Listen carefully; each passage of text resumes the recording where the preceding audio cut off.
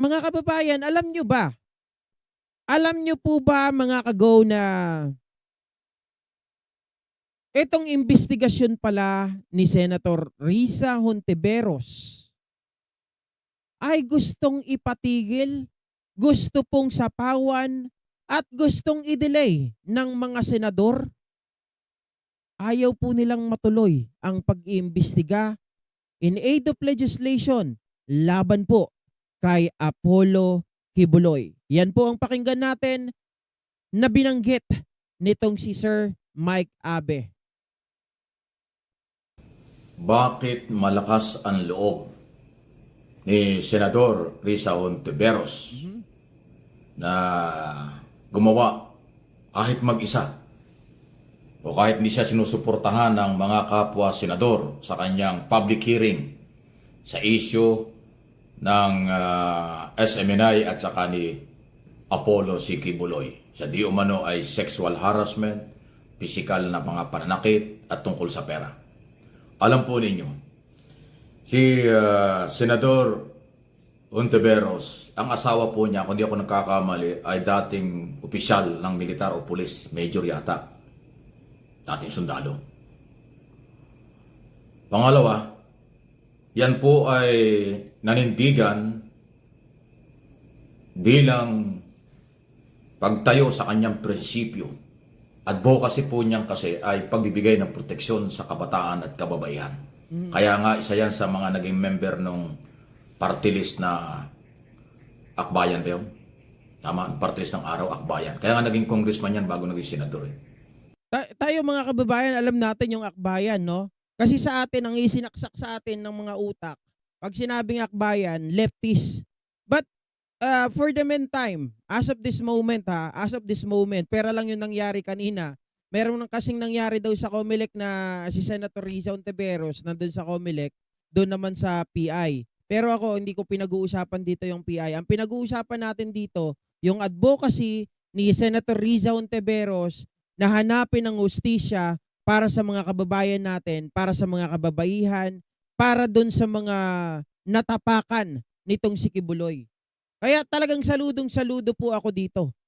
Pero doon sa mga sinasabi ni Dexter Bautista na mga senador na kasama sa committee, kasama na itong si Villar, Binay, si Amy Marcos kasama dyan, itong si Robin, mga kababayan, mga walang kwenta.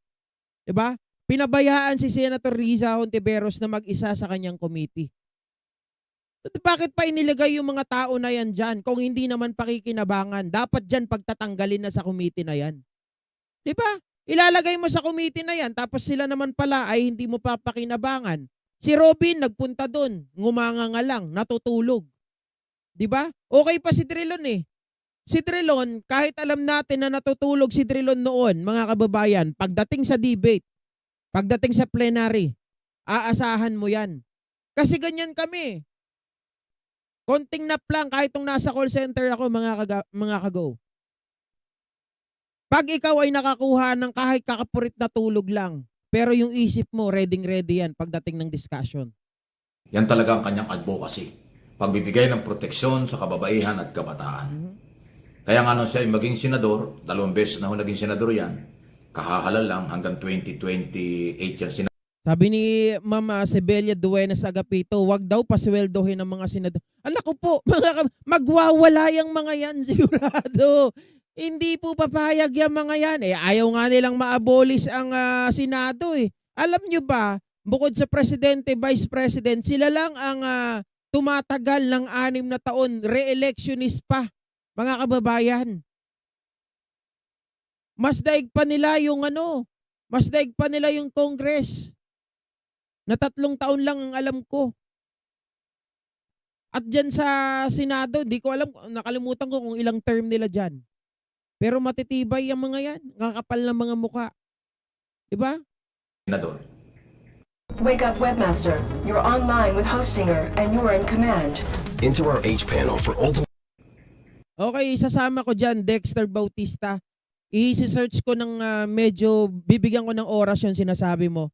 Kukumplituhin ko kung sino yung mga kasama sa committee ng committee ni Risa Hontiveros para mas maganda. Dahil yung kanyang advocacy, kahit yan ay sabihin nilang dilawan, piklawan, pero nanalo siya ng Shoutout po kay Ma'am Armina Valdez at Zebelia Duenas Agapito. 2022 election. Siya lang yung oposisyong nanalo. Di ba? Yan. Kaya nga siya senador. Kasi nga, suportado siya ng kababaihan, kabataan, dahil sa kanyang advocacy. Mula pa nung siya ay hindi pa congressman at ngayon naging senador na. Pangalawa, kaya din siya ginawang chairman ng Committee on Women's, Children's, and Family Protection kasi yon ang kanyang linya talaga. Isipin mo, oposisyon yan, deputy minority leader. Pero pinagkaloob sa kanya ng liderato ng Senado ang pagiging chairman ng committee niya. True. Diba? Kaya po, ginagawa niya, walang pwedeng makaharang sa kanya. Kahit ang leadership ng Senado, hindi siya pwedeng pigilan. Although, binalita ko na sa inyo, kaya pala natagalan bago yung pangalawang Ito na, hearing. ito na mga kababayan. Ito na yung pagsisiwalat na kung saan ay may mga senador pala na pumigil at nagpatagal, nag-delay po dito sa hearing. Dito sa investigasyon in aid of legislation at tungkol sa mga nag-aakusa dito kay Kibuloy. Pero tingnan mo wag ka. Nung kay Senyor Aguila, mga kababayan, ang usapin dito, nangunguna pa ang SMNI. Diba? Hindi niya sinabi. May nag-try na pigilan ang kanyang komite at unahin daw yung mga maraming issue tulad ng chacha political issue. Pero hindi siya pumayag. Kita nyo naman, merong mga senador. Matindi mga kagaw.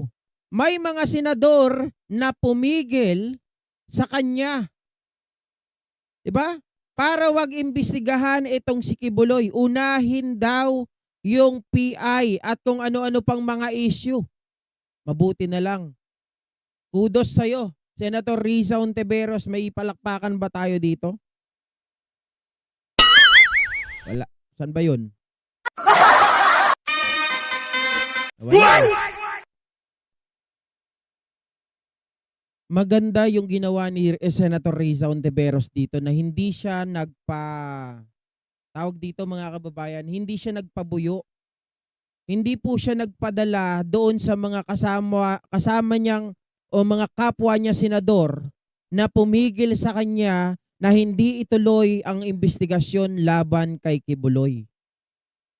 Tumayo siyang mag-isa sa katotohanan na alam niyang walang sasama sa kanya dahil ang lahat ay inendorso ni Kibuloy. Kabilang na po dyan, tama po kayo, Dr. Te, si Amy Marcos na isang trapo, mga kababayan. Totoo po yan.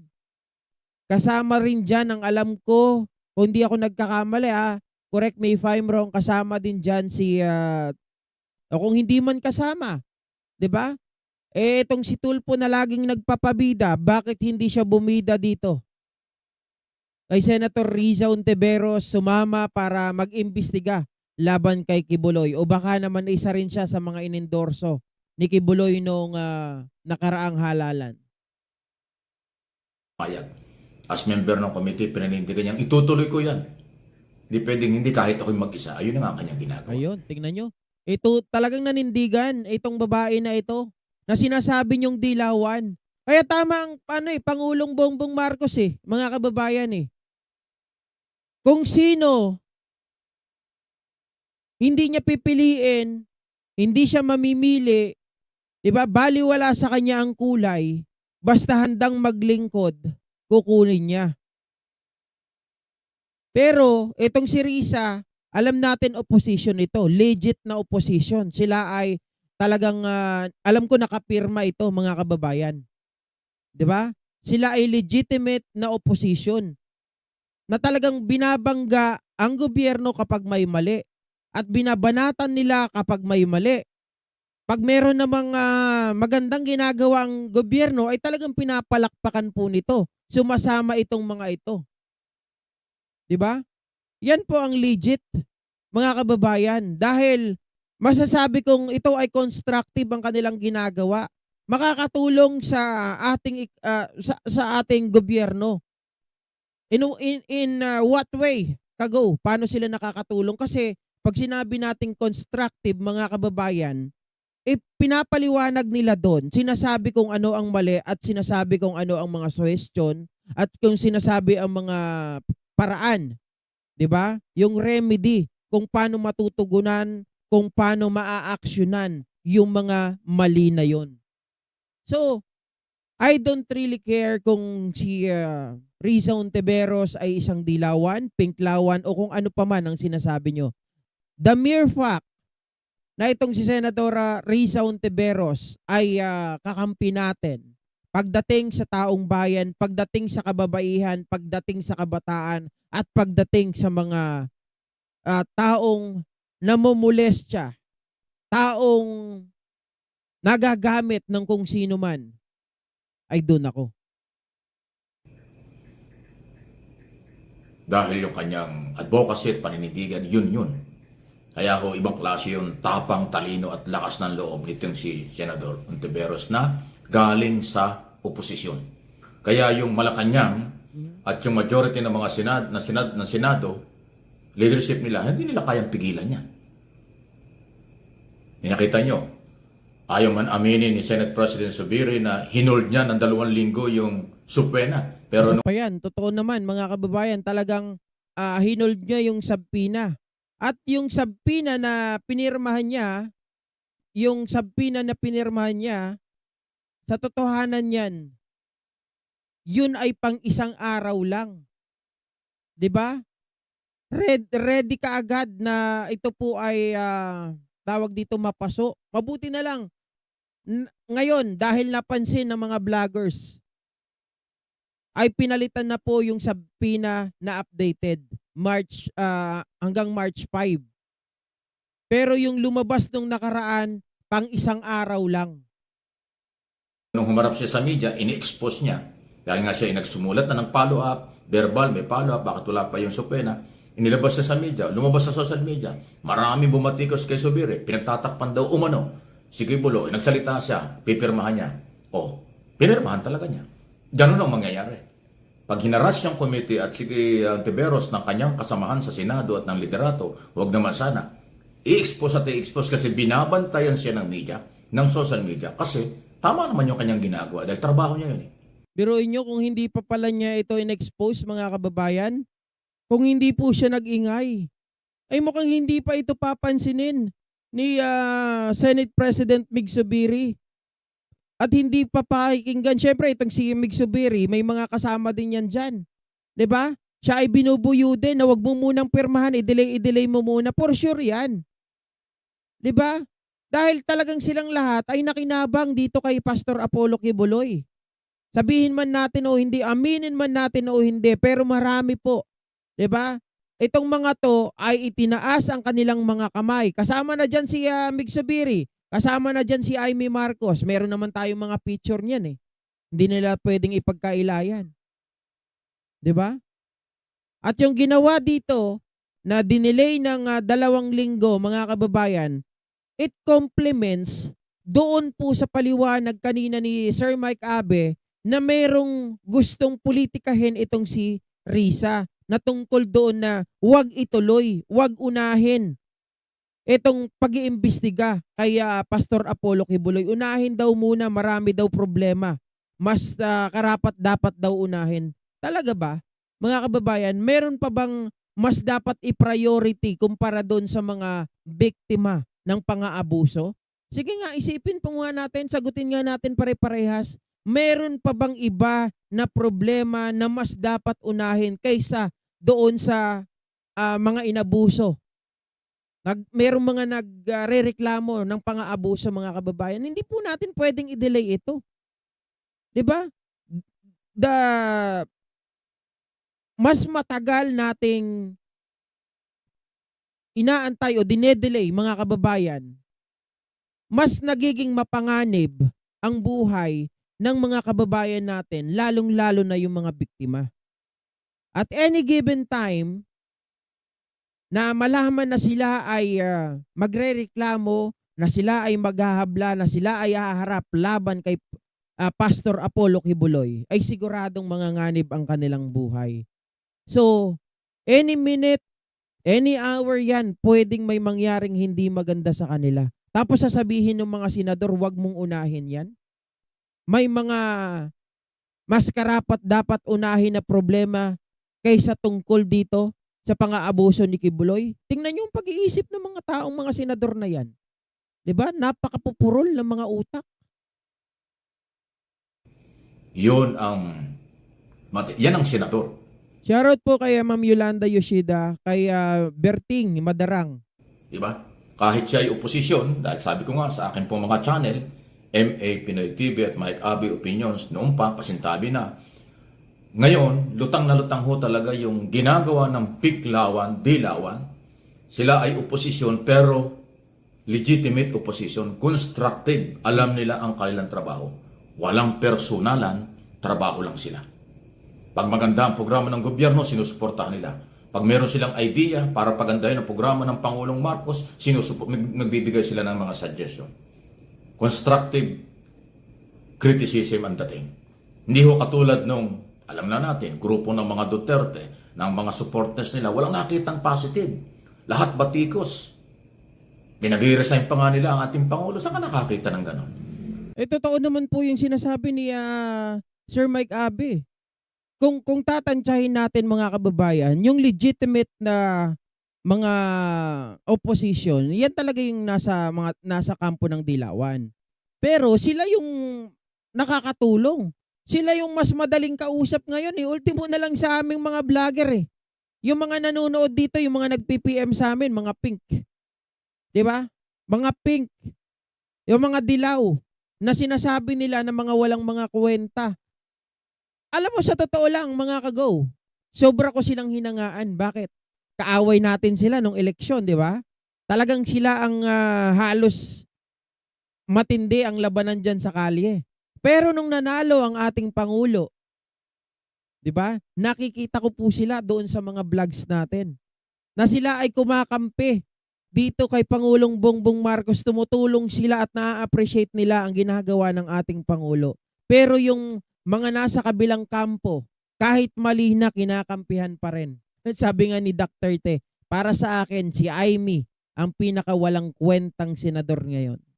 Ako, I totally agree. Isa siya sa mga walang kwentang senador ngayon. At shoutout kay Ma'am Debbie Pajardo. Ang legitimate opposition sa ilalim ng demokrasya, dapat bahagi ka ng gobyerno kung paano ka makatulong sa kinabukasan ng mga Pilipino. Correct. Hindi yung gusto mo opposition ka, wala kang nakitang positive, lahat negative. Destabilization ng galaw niyan. Ayun po. Doon sa hindi nakakaintindi kasi Yun ang ginagawa ngayon ng mga DD shits. Diba? Wala silang nakikitang maganda na ginagawa ng gobyerno. Hindi ba nila nakikita, katulad nito pasabihin ko sa inyo na mayroong ginagawang maganda ang gobyerno. Pangalanan ko na. Pangalanan ko na yung mga DD shit. O isang pangalan lang naman yung babanggitin ko ngayon. Si Joey. 'Di ba? Si Joey na nasa kabilang kampo, kilala nyo naman po 'yan, 'di ba? Mga kababayan. Si Joey na sabi nila matalino. Oh, matalino. Sa totoo lang nasobrahan sa talino. Isipin nyo sabi nila, diyan daw sa Congress, ngayon lang daw sila nakakita mga kababayan ng mga taong iisa ang tono sa Congress. Dapat daw pinagdedebatihan ang lahat ng bagay dyan. Bakit? Sabi kong ganon, tanga ka ba? Hindi ka ba natutuwa na ngayon lang sa buong buhay mo, makakakita ka ng Congress na nagkakaisa sa isang layunin, nagkakaisa sa isang mithiin? 'Di ba? Na umasenso ang Pilipinas, na magkaroon ng pagbabago ang Pilipinas. Nasanay kasi kayo doon sa namumuno, laging kinokontra, na laging merong mga agenda pare-parehas. Hindi nyo na-appreciate na ngayon na ang ating speaker, na for the first time, mga kababayan, syempre, help na rin ng Pangulo yan, di ba? Napag-iisa niya ang Congress, na kahit na alam natin yung mga party, magkakaiba ang partido dyan sa Congress. Pero lahat sila iniwanan ang partido. Halos, mga kababayan, lilima na lang ata yung partido ni Duterte. Diba? Na PDP laban. Tapos yung sumang-ayon sa kanya, tatatlo lang. Yung dalawa hindi po bumoto. So madaling sabi, majority ngayon ng nasa Congress ay sinusunod at hinahangaan, pinagtatanggol itong si Speaker Martin Romualdez. Bakit? Dahil nakikita nila mga kababayan, simple lang yan. Di ba? Pag ang pinuno nyo matuwid, ipagtatanggol mo, igagalang mo, irerespeto mo. Yun ang hindi nakikita ng mga didishit, lalong-lalo na isa na dito si Joey. Si Joey Bibre. Di ba? Katangahan. Katangahan, kabubuhan, kawalang logic ang kanilang mga utak na ang gusto nilang nakikita ay yung puro debate. Maganda naman ang may debate. Paano nga mga kababayan magkakaroon ng debate kung sila ay may isang layunin, kung sila ay may isang utak, kung sila ay may isang tawag dito, perspective. 'Di ba? So, walang pagtatalo. Walang mangyayaring debate. Mga kababayan, sa baba pa lang pinag-uusapan na yan. At sigurado naman ako, kaya nga nyo nakikita, nirereklamo nyo pa. Bakit itong si Martin, nagpapatawag kasama daw yung mga leftist na si Franz Castro, si Brosas, at si Manuel. Tanga ba kayo? Natural. Speaker of the House yan si SMR. Pag nagpatawag yan, kasama lahat ng mga congressmen, congresswomen. Di ba? Katangahan lang, bakit daw mini-meeting, mga kababayan, mga kagaw, yung tatlong yun, bakit sila lang ba yung nasa meeting? Di ba lahat naman? Nakakatawa talaga. Si Joey yung di daw naliligo, sabi nila mga kababayan, Joey at di aliligo. Parang nagbablog na, di pa naghihilamos. Ay, ganun ba? Abay, matindi. Mas matindi pa sa akin, mga kababayan. Ako, pag nasa labas ako, mukha talaga akong hindi naliligo. Pero pag nandito ako sa bahay, matino-tino naman ako. Kasi may mga vlogger na sinabi, opposition nga, puro opposition. Hindi ganun ang opposition. Hindi ganun ang demokrasya. Yung ginagawa ng pink lawan, di lawan, yan ang totoong oposisyon. Correct. Nakasubaybay lang siya sa mga nangyayari. Your business's success is Ay, built si on Mac clear Abe. vision. QuickBooks lets you track your Pag nakita nilang lilihis sa mga batas, magsasalita sila. Lilihis sa kanilang paniniwala, sasabihin nila, kukorek nila. Ayun, Shoutout po kay Ma'am Mercy Gilano. tinatanggap naman ng gobyerno. Pero yung lahat ay negative, lahat ay kontra, lahat ay panggugulo lang. Hindi yan oposisyon. Kaya nakita nyo, hindi nag-react, hindi pinapatulan, hindi binababa ni Pangulong Marcos ang kanyang level doon sa mga bumabati ko. Sabi nga niya, wala na tayong oras dyan. Anong sabi ni dating senador, now Chief Legal Counsel Juan Ponce Enrile? 100 years old na yan, matalino pa rin na sabi niya. Dapat hindi na pinapatulan. Yun na. Hindi ang policy ni Pangulong Marcos. Huwag nang patulan yung mga masyadong negative kasi sayang lang ang oras. Ako naman mga kababayan so sorry to at least kahit papaano sa akin sana bigyan ng ultimatum, bigyan ng mga to para madala, 'di ba? Pero correct din naman si Pangulong Bongbong Marcos na wag nang patulan. Total nakakasayang lang ng oras 'di ba? At saka talagang wala namang mga basis. So hindi dapat talagang patulan o hindi dapat bigyan ng pansin. Pero pag siguro mga kababayan ay foul na, below the belt na talaga, katulad ng mga sex orgies na sinasabi, dapat na sigurong patulan, di ba? Shoutout po kay Miss Mighty Baisa, Mami. At saka mataas ang level ng leadership. Bilang isang Pangulo, dapat mataas ang level mo. Huwag mong ibababa doon sa may mga personal at political interest lang ang level ng usapan. Hindi nakasayang lang ang oras. Yan ang magandang leadership. Yan ang nangyayari. Kaya yung mga akusasyon, bintang na ganito, ganon, puro, sabi nga nila, hearsay, puro salita lang yan. Walang pagpapatunay. Kasi kung mayroong pagpapatunay yan, dapat dinala nila sa husgado o sa lahat ng kinaukulan. Nandiyan ang Office of the Ombudsman, pagka-corruption. Nandiyan ang Department of Justice, pwede mag-imbestiga. Nandiyan yung ARTA, Anti-Retive Authority, pwede rin mag-file kayo ng kaso kung mayroong korupsyon. Di ba? May batas hindi nila ginagawa yan. Kasi yung kanila, wala nga akong pagpapatunay. Puro paninira lang. puro personal lang. Political and personal interest. So tama yung posisyon ng gobyerno. Huwag natin ibaba ang level natin dyan. Sayang lang ang oras. Ayan ang nangyayari. Pero pag lehitimong oposisyon ang nagsalita, na katulad ng ginagawa ni Risa Hontiveros, nakita mo, hindi siya pinakikialaman ng Malacanang. Hindi siya pinakikialaman ng liderato. Sinuportahan pa nga ni Zubiri. Pinirmahan yung subpena. Kasi legal yung galaw. Hindi niya pwedeng anuhin yun, mga kababayan. Dahil malalagot siya kay Pangulong Bongbong Marcos, di ba? Kahit na sabihin natin hindi pwedeng makialam ang ating executive doon sa galaw ng legislative at galaw ng judiciary, mga kababayan, still, ang head of chief of the state pa rin natin, di ba? Ay si Pangulong Bongbong Marcos at legal yung ginagawa ni Risa Hontiveros. So, pag sinabing legal, it should be follow. 'Di ba? Kaya lang itong si Kibuloy ay hindi po nagpa-follow. May sarili atang batas. Nabilin na ata nila yung batas na yung ginagawa daw ng Senate ay hindi daw makatarungan. Yun daw ay walang due process. So meaning ba, mga kababayan, nung itong si Senyor Aguila ang iniimbestigahan sa Senado, so ibig sabihin yun walang due process? Samantalang kayo, ang lakas ninyo, 'di ba? Kayo pa yung nangunguna diyan sa harap. Halos pinaaalis nyo pa yung mga vlogger diyan dahil tinututok nyo yung pagkakalaki-laking lente ng mga camera ninyo, no? Para lang manguna kayo. Tapos sasabihin nyo na yan ay hindi lehitimo. 'Di ba? Lumalabas ngayon, mga kababayan, na dahil nga may social media, at nakatutok naman talaga tayo, nakikita natin kung sino ang nagsasabi ng totoo.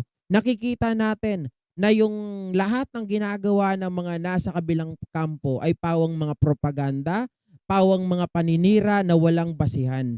Dahil totoo yung sinasabi ni Sir Mike Abe na kung ito ay may basihan, kung sila ay may mga proof, 'di ba? Dapat dinala nila, inakyat na nila sa korte. Pero mga kababayan, kita mo naman ang pagiging tanga at pagiging sasabihin natin pag-idolize nung mga tao, 'di ba? Pasabihin lang ni Duterte, pinakikinggan na, tinatawanan na, minumura na sila, tumatawa pa. 'Di ba? Pinagmumura na. Hindi lang si Pangulong Bongbong Marcos ang minumura, taong bayan na ang minumura eh. Tawa pa ng tawa, nagpapalakpakan pa mga hunto. Diyos mio. Diba? Kaya, sabi ko nga po sa inyo, saludong-saludo ako sa ginagawa ni Senator Risa Hontiveros. Ngayon, na-appreciate natin yung kanyang ginagawa. Diba? Nagugustuhan natin yung kanyang ginagawa na talaga naman whatever will going to happen, diba? Ay talagang maninindigan, tatayo siya na kahit pagtawanan siya ng mga kasama niya, kahit iwanan siya sa ere ng mga kasama niya. Pero nandun pa rin siya. At ang maganda kay Senator Risa Hontiveros, gusto ko yung diskarte nito.